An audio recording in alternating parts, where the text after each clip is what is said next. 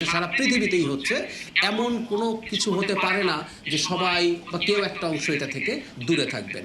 তো সরকারের উদ্দেশ্য থাকবে এভাবে বলা, যেহেতু সংকটটা আছে, যতটা ভাড়া বাড়া উচিত লজিকলি মনে হয় তার চাইতে কিছুটা কম। বাস ট্রাক পরিবহন নতুন ভাড়া নির্ধারণ নিয়ে আজ বৃহস্পতিবার সিদ্ধান্ত হবে বলে জানিয়েছেন সড়ক পরিবহন ও সেতুমন্ত্রী শেখ রুহুল আলম।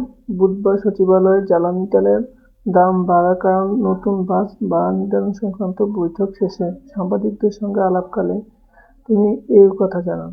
মন্ত্রী বলেন, সবাই পরিবহনের নতুন ভাড়া নির্ধারণ হয়নি। বাস ট্রাক সহ পরিবহনের নতুন ভাড়া নির্ধারণ নিয়ে বৃহস্পতিবার সিদ্ধান্ত হবে। এদিকে বাংলাদেশ সড়ক পরিবহন মালিক সমিতি বলেছে, পরিবহন খাত বর্তমানেও ক্রমবর্ধমান আর্থিক চাপের মুখে রয়েছে।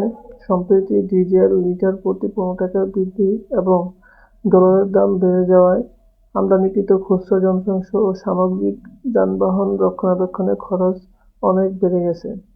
এই অবস্থায় পরিবহন খাতের স্থিতিশীলতা বজায় রাখতে জ্বালানি দাম ও রক্ষণাবেক্ষণ খরচের সঙ্গে সামঞ্জস্য রেখে দ্রুত ও যৌক্তিকভাবে ভাড়া পুনর্নির্ধারণ করতে সরকারের প্রতি আহ্বান জানিয়েছেন পরিবহন নেতারা।